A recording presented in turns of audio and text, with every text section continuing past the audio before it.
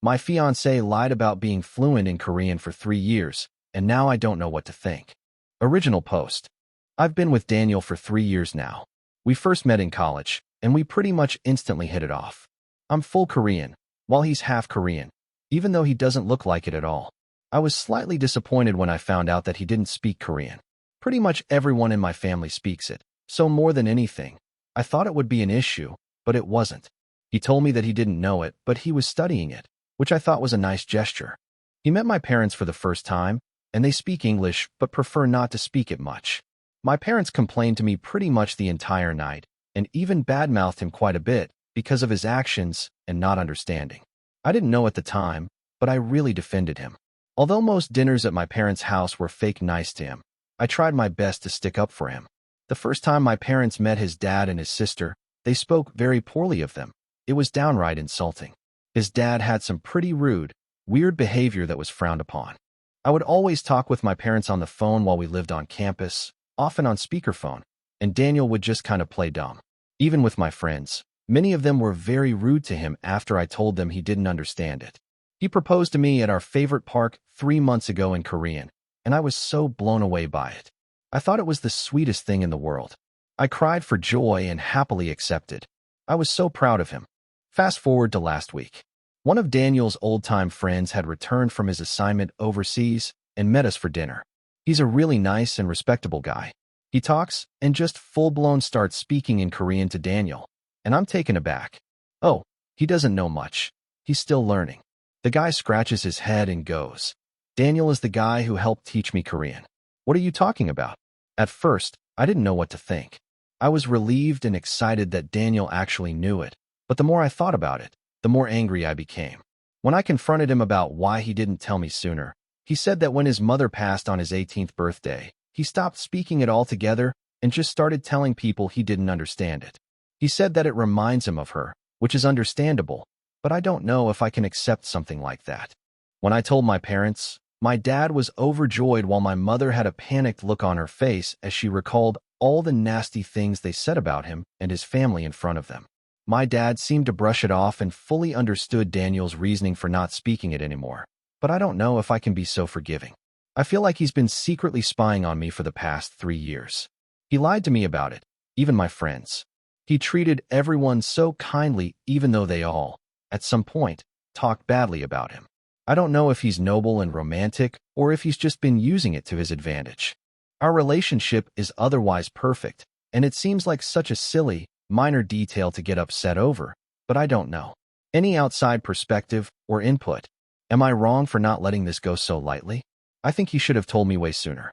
TLDR, I found out through an old friend of my fiancé that he actually speaks and understands Korean fluently, despite him telling me that he was learning it. I feel relieved yet betrayed and deceived. I don't know if I should let this go or what. Relevant comments. Karakat, your parents and friends were acting rudely.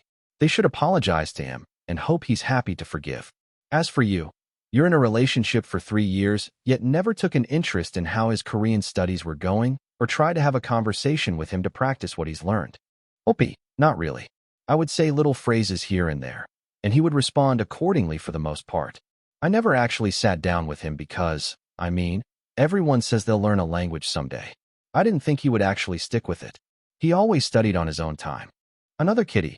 I can understand being upset about being lied to, but I think what you're feeling is probably a lot of embarrassment about how your parents and friends acted.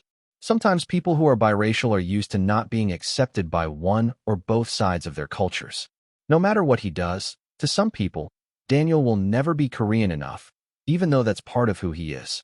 You need to understand this because if you have kids and they look a little like him, they might be treated like Daniel one day too.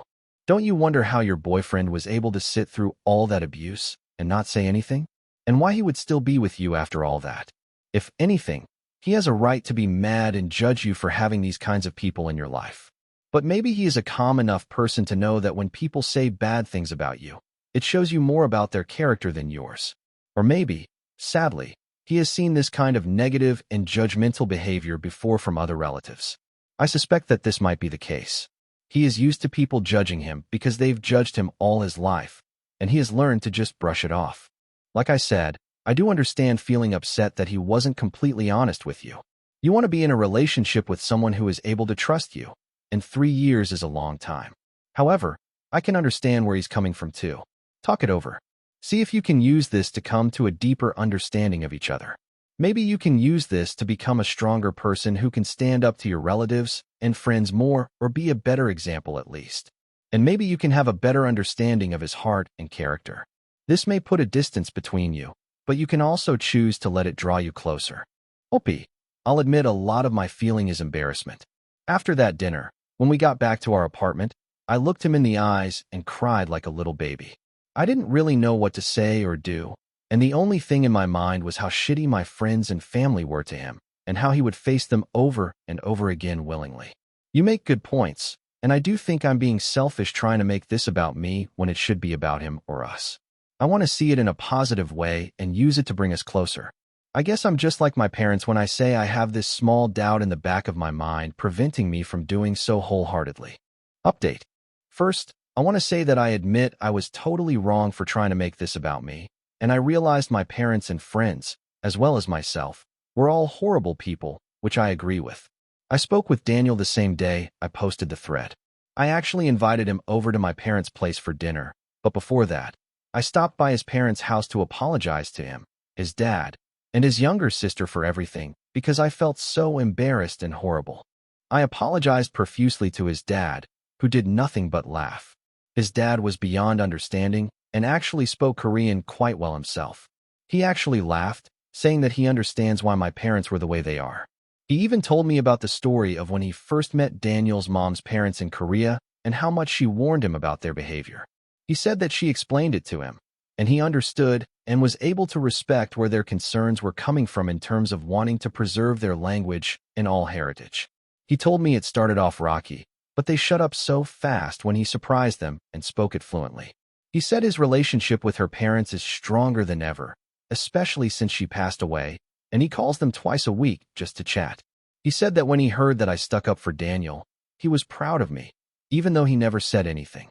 Daniel's sister is only 12, but is super sweet and mature for her age. She said that when Daniel started dating me was the day he started teaching and talking to her in Korean again. It was really precious the way she described it. His dad teaches and talks to her as well, but she really likes when Daniel does it. As for Daniel and I, we've been working together to resolve our communication issues, and we've spent a lot of time talking all about us. I admitted all my concerns, and he addressed them one by one and told me exactly what I needed to hear. He apologized for keeping it from me for so long and told me that he didn't do it maliciously. He just didn't want to associate Korean with the negativity that my parents and friends brought, which I find is extremely understandable. He said he regarded the language as something pure that he and his mother often shared together, that he didn't want to engage in with my parents and friends. He admitted that it probably sounded silly, but I understood him on an emotional level. He told me about how close he and his mom were. We had never talked this in depth about it before, and I cried like a little baby because I could tell how much he loved and missed her. He told me that she always teased and warned him about the complications of marrying a full-blood Korean while he was a teenager, and he didn't truly understand until he met my parents and friends. I even found out that Daniel was born and lived in Korea for 12 years. I feel like our relationship is stronger than ever. My doubts and worries are gone, and we're going to be a lot more open with one another. I'm ashamed I ever tried to doubt him. He has been speaking Korean to me a lot more exclusively since I've apologized to him. Most probably won't understand, but he took me to see his mother's grave, and it was probably one of the most touching moments I've ever had with him. I was kneeling beside him, listening as he told her about me, basically how he knew he had found the person he would make new memories with, and how he would have to go back on a promise. I don't think I've ever cried so much in my life. I couldn't even stop. We had dinner with my parents on Tuesday, and Daniel spoke to them in Korean for the first time. My parents apologized for their tongue. I think I didn't make it as clear as I should have in my original post, but after I defended him, they cut back significantly. Daniel apologized for their years of disappointment, teasing them for their original concerns. He told them a little about his mom, and when he told them his mother's maiden name, my father's eyes lit up. He didn't really go into detail, but he thinks he might have known of her family. It made him extremely chatty and open. I've never seen my father so excited to talk to someone before in my life. Daniel also brought up that his family are planning a trip to Korea this summer, and he offered to pay for all of us to come with them. My parents haven't been back in years, and they happily accepted his offer. Daniel is wonderful, really. I'm lucky to have him, and I'll never let him go. Thanks for the advice. Edit. Daniel's apology to my parents for years of disappointment was in a joking manner, not something sincere.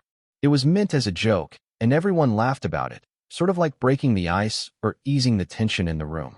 TLDR, I apologize to Daniel and his dad and sister. I learned about Daniel's mother and a bit about his past. He's decided to speak Korean more. He forgave my parents and even offered to bring them to Korea with his dad and sister near the end of the summer. All around, everything worked out perfectly. Relevant comments. Fixalorgumbles. This is all fine and good, but still, your parents and friends who talk shit are pretty bad. Luckily, your fiancé is actually Korean enough, and we don't need to belittle him to his face anymore. OP. My parents and friends are very bad for talking in Korean when they thought he couldn't understand.